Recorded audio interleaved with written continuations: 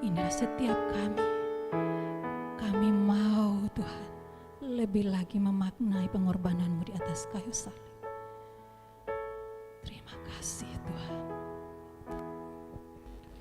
Ku hidup oleh anugerah-Mu, yang terbaik ku terima dari-Mu. Rancangan-Mu indah bagiku, sebab ku hidup selalu di dalam-Mu. Tiada pernah ku meragukan bukti kasih dan karya salib-Mu. Kau telah mati gantikan hidupku, sebab itu ku selalu bersyukur. Kasih-Mu memulihkan hidupku, kuasa-Mu membangkitkan rohku. Darah-Mu telah tercurah bagiku, pengorbanan-Mu sempurna.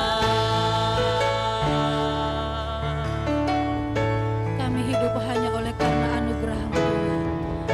Hidup oleh anugerah-Mu, yang terbaik ku terima dari-Mu. Rancangan-Mu indah bagiku, sebab ku hidup selalu di dalam-Mu. Tiada pernah ku meragukan bukti kasih dan karya salib-Mu. Kau telah mati gantikan hidupku, sebab itu ku selalu bersyukur. Kasih-Mu memulihkan hidupku, kuasa-Mu membangkitkan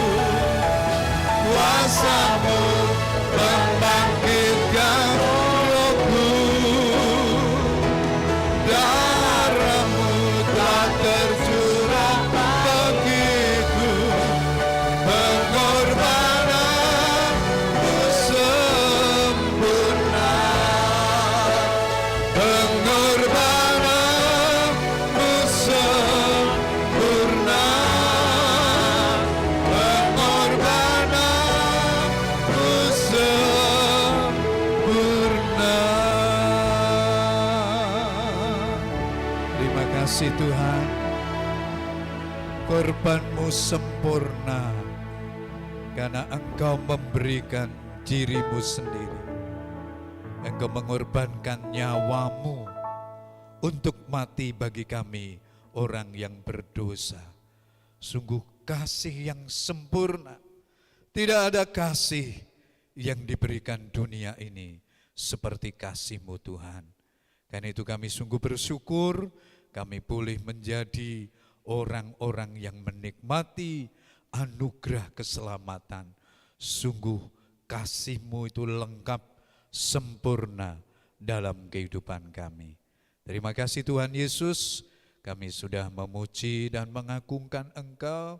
Sebentar kami akan bersama-sama memberi hidup kami, memberi hati kami untuk firman Tuhan disampaikan.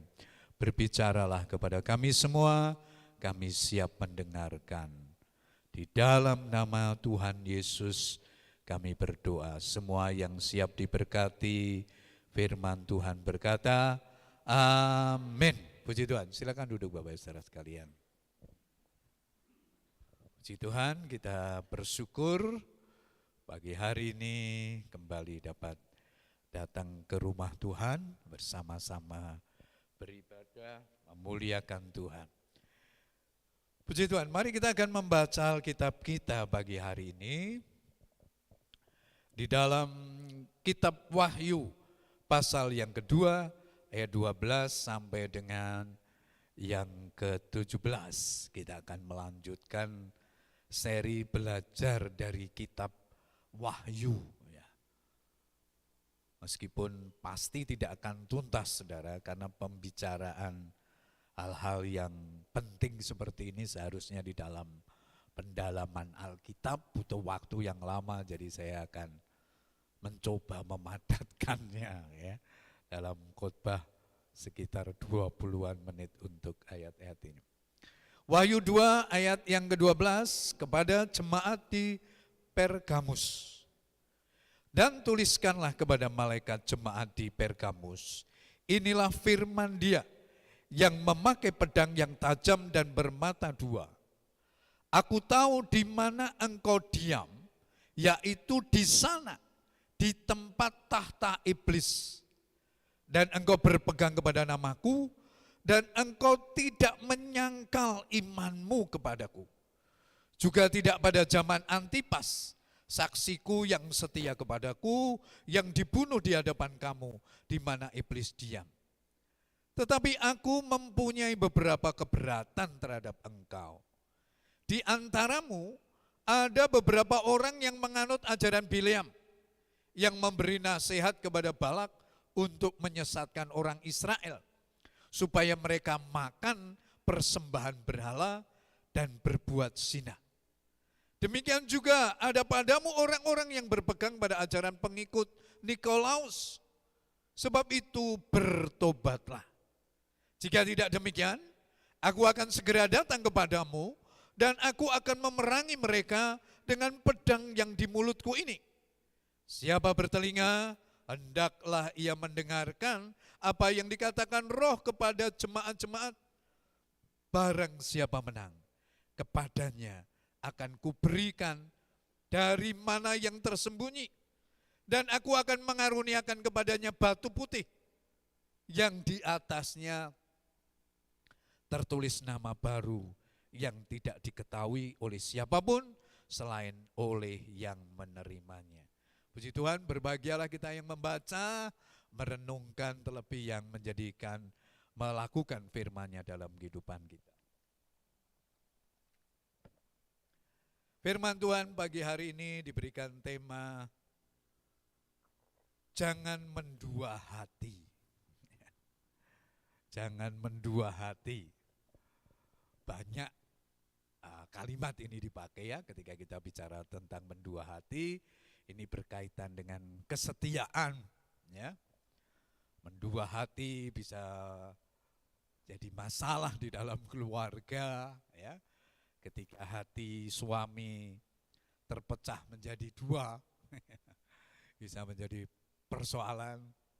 Mendua hati bisa terjadi Di mana? Di dalam gereja juga bisa begitu ya. Makanya orang bergereja itu kenapa harus satu tempat, gereja lokal itu ditekankan oleh Alkitab kita. Supaya kalau orang cintanya kepada macam-macam gereja bingung nanti. Ya dengar sana, dengar sini, ya nanti saling membandingkan malah bingung, akhirnya ke gereja nanti. Bekerja juga begitu kan, saudara nggak bisa bekerja pada dua tuan. Satu Tuhan, kecuali memang produknya beda. Mungkin saudara bisa ya. Tapi kan seringkali pasti tidak bisa ya. Kecuali saudara bosnya punya beberapa perusahaan yang itu enggak masalah gitu ya.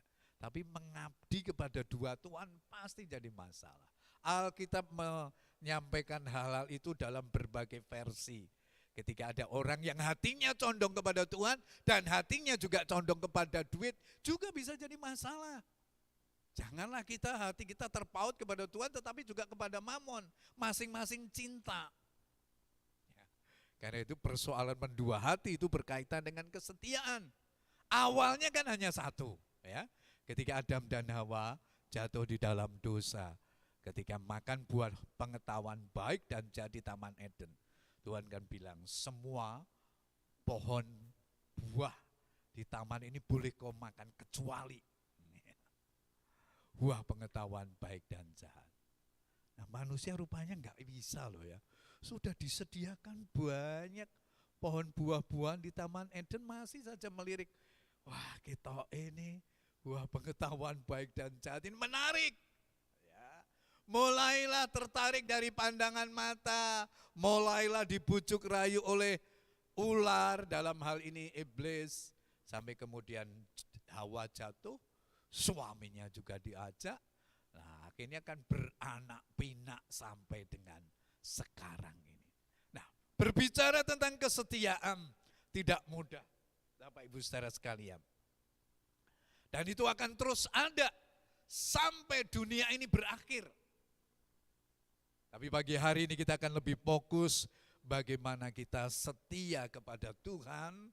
Sehingga tema hari ini diberikan tema jangan mendua hati. Nah, mari kita melihat kepada jemaat di Pergamus. Seperti jemaat-jemaat yang lainnya, ya. Ini kan sudah surat yang ketiga, ya. Yang pertama surat kepada jemaat di Efesus. Minggu lalu saya bicara surat kepada jemaat di Smyrna. Hari ini surat kepada jemaat di Pergamus, ya. Selalu diawali dengan kata-kata yang hampir mirip ya. Tuliskanlah kepada malaikat jemaat di gitu ya. Kemudian dilanjutkan dengan kalimat inilah firman dari Dia. Maksudnya Tuhan. Ya, kalau di dalam Efesus kepada Dia yang memegang ketujuh bintang itu, kepada jemaat Smyrna, inilah firman dari yang awal dan yang akhir. Tetapi kepada jemaat di Pergamus ada sesuatu yang menarik saudara. Di sana dikatakan gini, inilah firman dari Dia yang memegang pedang yang tajam dan bermata dua. Nah, menariknya di sini, kepada dua jemaat sebelumnya Tuhan tidak bawa pedang. Tetapi kepada jemaat yang ketiga, kepada jemaat di Pergamus ini, Tuhan katakan, yang memakai pedang yang tajam dan bermata dua. Maksudnya apa ini? Biasanya pedang itu identik dengan hukuman. Identik dengan penghakiman. Berarti ada masalah ini di jemaat Pergamus. Membaca di dua ayat, di satu ayat aja kita sudah tahu, oh ini ada masalah ini jemaat di Pergamus. Ya, ada hal yang perlu Tuhan lakukan. Kayak seperti ancamannya. Datang dengan membawa pedang Tuhan kepada jemaat di Pergamus. Mari kita lihat kota Pergamus. Ya. Kotanya ya reruntuhan seperti di gambar itu. Nah, saya tidak tuliskan begitu banyak kata-kata di sana. Pergamus itu hampir seperti kota-kota yang lain. Ya.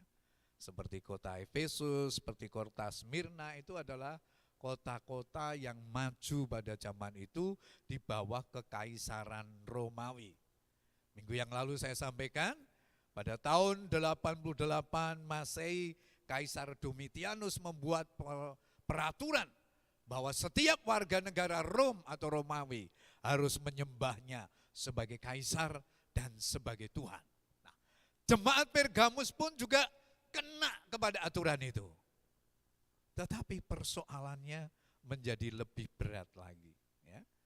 Dikatakan dalam ayat 13, aku tahu di mana engkau diam, yaitu di sana, di tempat tahta iblis, dan engkau berpegang kepada namaku, dan engkau tidak menyangkal imanmu kepadaku, juga tidak pada zaman Antipas saksiku yang setia kepadaku yang dibunuh di hadapan kamu di mana iblis diam. Nah, saudara, Pergamus dikatakan oleh Tuhan di sini dikatakan, aku tahu di mana engkau diam, yaitu di sana, di tempat tahta iblis.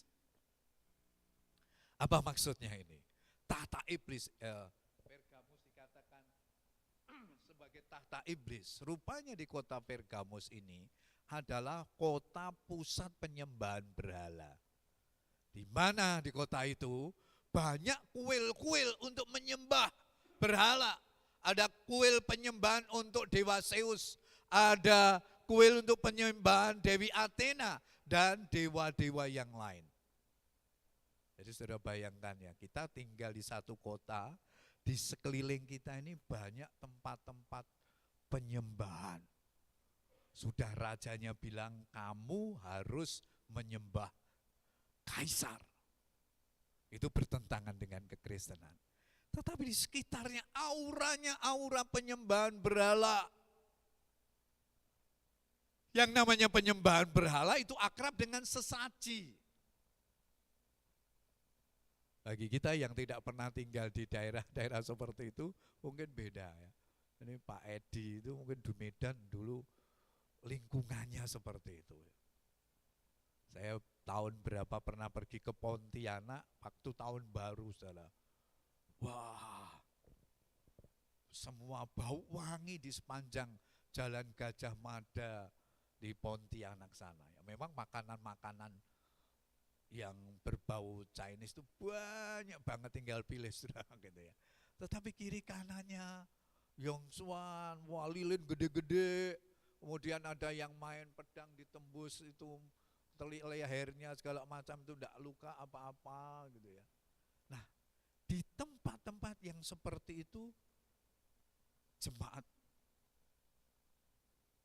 Pergamus itu ada. Pasti akan sangat berbeda. Kalau kita tidak memiliki keyakinan kekristenan mungkin no problem saudara. Tapi kalau saudara sudah menyembah Tuhan, lingkunganmu seperti itu, pasti ini menjadi sebuah tantangan iman. Tetap kekeh ikut Tuhan enggak? Atau lingkungan saya kok semuanya serba sembayangan. Udah saya ambil contoh sederhana. Kalau saudara pergi ke Bali, ya, tadi pagi saya sampaikan, kalau kita pergi ke Bali, begitu turun di bandara, sudah disambut itu oleh sesaji itu, ya. Kemana-mana deh, diganggang lah. Makanya orang-orang di sana itu akrab dengan seperti ini. Ada Mas Yuda, tanya Mas Yuda yang orang Bali di sana, ya. Bagi kita yang bukan orang Bali mungkin tidak terlalu akrab di sini, tidak nyaman ya tinggal seperti itu ya. Saya pernah sama Pak Dhani ikut acara compassion di sana, tidur 2 hari di Hotel Aston, tidak salah gitu. Tidak bisa tidur loh 2 malam saudara. Ya karena di mana-mana ada seperti itu, bukan berarti kita takut sama setan saudara. Enggak. Tapi lingkungan seperti itu kayak auranya berbeda deh, gitu ya. Nah, itulah situasi dan kondisi yang dihadapi. Oleh karena itu, Tuhan berkata kepada jemaat di Pergamus ini, aku tahu di mana engkau tinggal atau di mana engkau diam, yaitu di sana, di tempat iblis bertahta.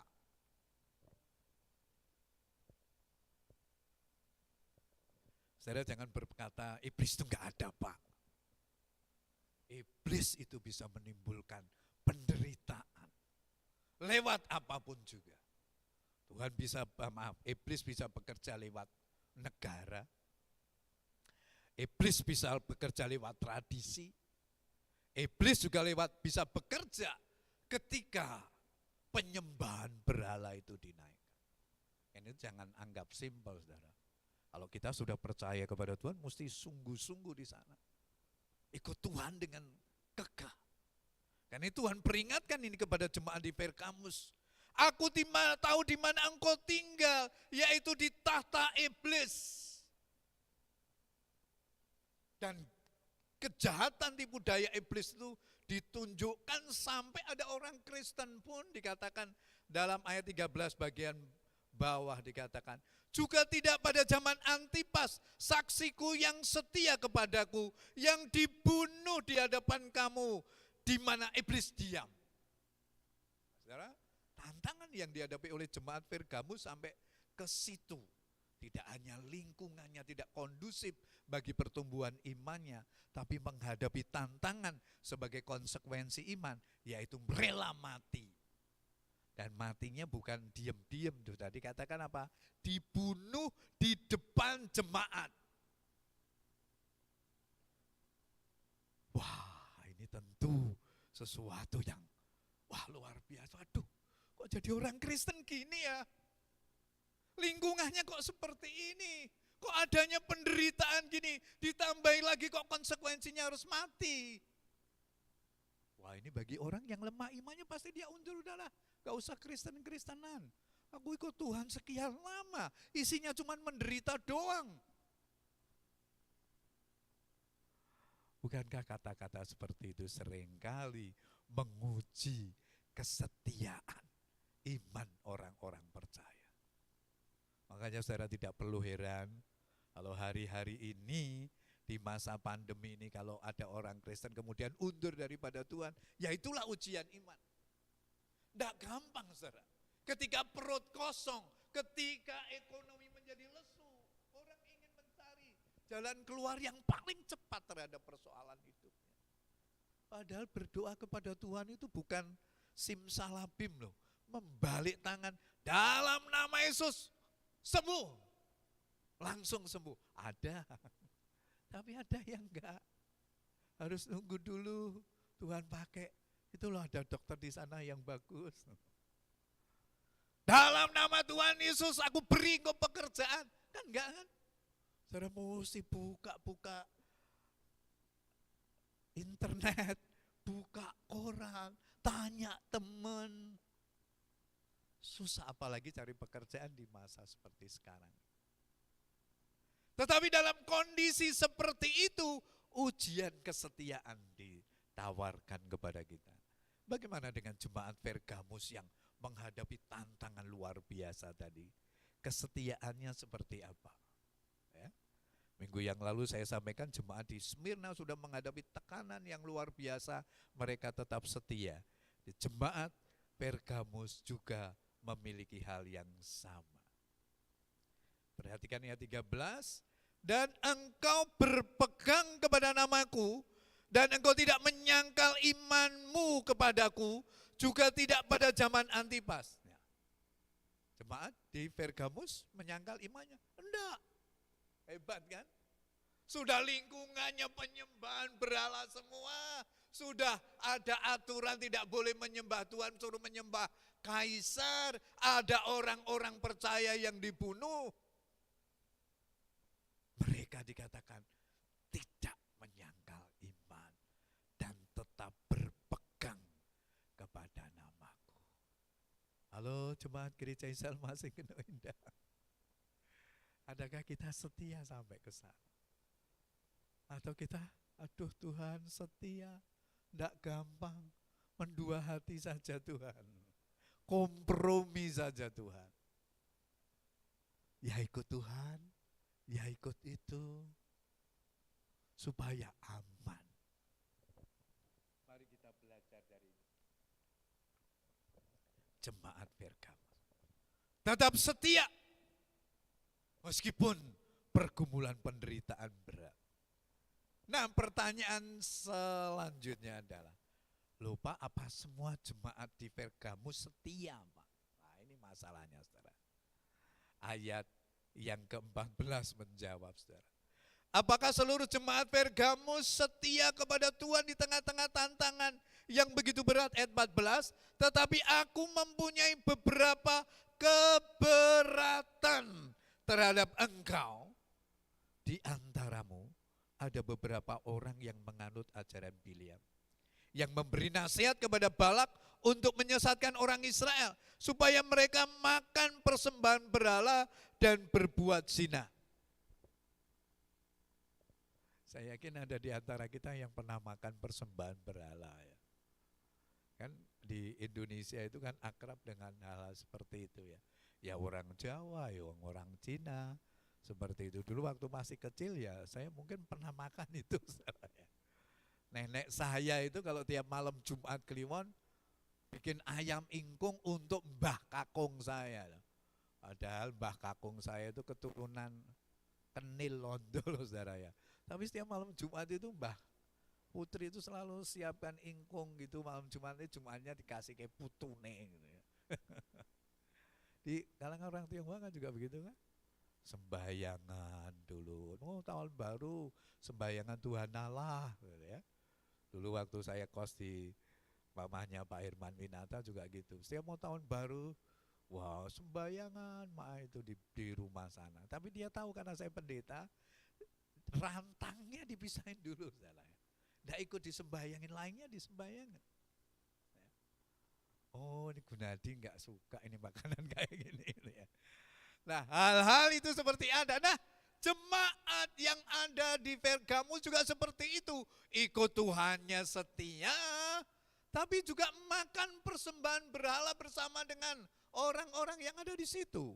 Bahkan lebih lagi melakukan perzinahan di kuil-kuil itu. Hebat ya. Setan itu kalau bekerja itu luar biasa untuk menundukkan orang percaya gitu. Sudah ditekan oleh berbagai hal, bisa kuat, diancam mati kuat. Tapi untuk yang satu ini, disuap dengan makan, disuap dengan perempuan, ternyata orang-orang bisa jatuh dalam dosa. Menurut tradisi saudara, Bileam ini kan pernah dipakai Balak untuk mengutuki bangsa Israel. Tetapi selalu kutukannya itu gagal. Nah menurut tradisi Yahudi, dikatakan bangsa Israel akhirnya bisa dikalahkan saudara. Caranya apa? Dikirim itu perempuan-perempuan kepada orang Israel. Dikirim itu makanan-makanan. Akhirnya mereka jatuh dalam dosa kompromi. Dan itu hati-hatilah. Kita ini kuat imannya mungkin. Tapi di bidang-bidang yang lain orang tidak bisa kuat. Karena itu hati-hatilah. Karena Tuhan mengingatkan jangan mendua hati. Kelihatannya simpel ya saudara. Tapi Tuhan berkata aku datang dengan membawa pedang. Untuk menghakimi orang-orang yang hidup mendua hati itu. Ayat yang ke-16. Sebab itu dikatakan apa? Bertobatlah. Tuhan tidak bisa tinggal diam loh.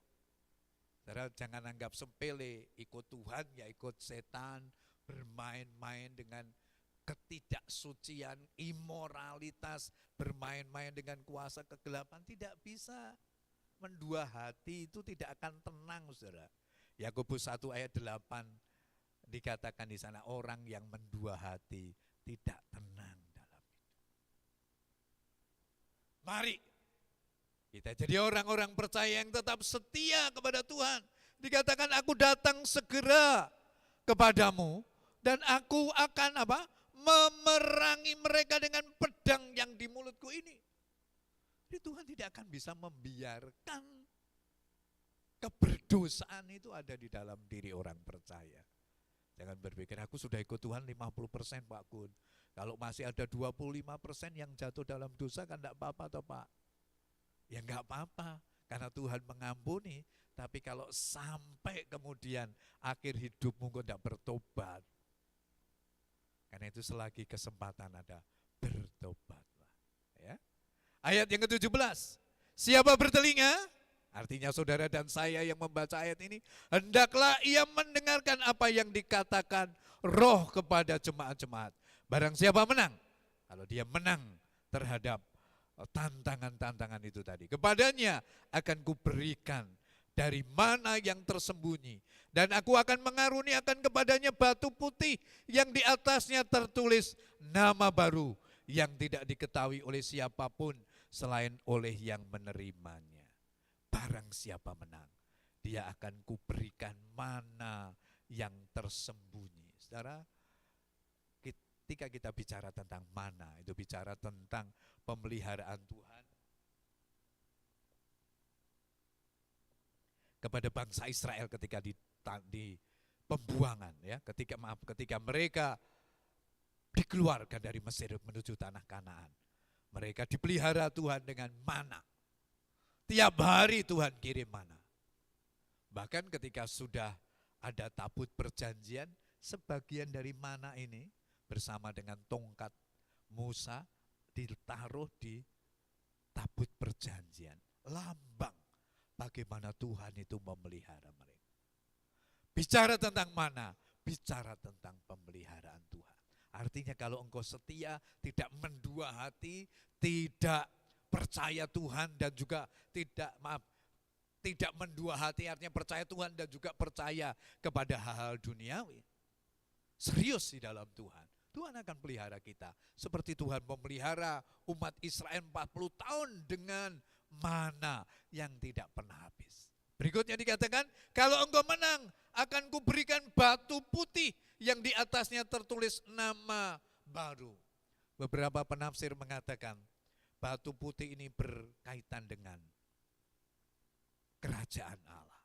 Orang yang masuk kerajaan Allah harus membawa tanda. Seperti orang tiket masuk bioskop, tiket nonton sepak bola itu. Tiket saudara ketemu Tuhan apa? Makanya kan ada ungkapan dalam Matius yang mengatakan, sabaslah hai hambaku yang setia. Kesetiaan itu menjadi tanda kita masuk di dalam kerajaan surga. Kesucian itu menjadi tanda masuk dalam kerajaan surga. Loh Pak, kita diselamatkan bukan karena hidup suci Pak. Ya benar. Bukan karena moral baik kita Pak, bukan. Ya benar. Kita diselamatkan karena anugerah. Karena Yesus sudah mati di atas kayu salib. Menebus dosa kita semuanya. Tetapi ingat, kalau Bapak Ibu dan saya sudah percaya kepada Tuhan, tandanya apa? Engkau setia. Tandanya apa? Engkau hidup suci di hadapan Tuhan. Suci tidak menyelamatkan, tetapi kalau engkau sudah diselamatkan oleh Tuhan, hiduplah setia, hiduplah suci di hadapannya. Oleh karena itu pertanyaan kita adalah, next. Apakah engkau setia kepada Tuhan? Dan pertanyaan selanjutnya, apakah kita sudah menjaga kesucian hidup kita di hadapan Tuhan? Sekali lagi, jangan bermain-main dengan dosa. Bertobatlah supaya berkat Allah turun atas hidupmu dan hidupku. Tuhan Yesus memberkati kita semua. Mari kita akan bangkit berdiri. Kita siapkan hati kita untuk menyambut perjamuan suci yang sebentar akan diberikan kepada saudara.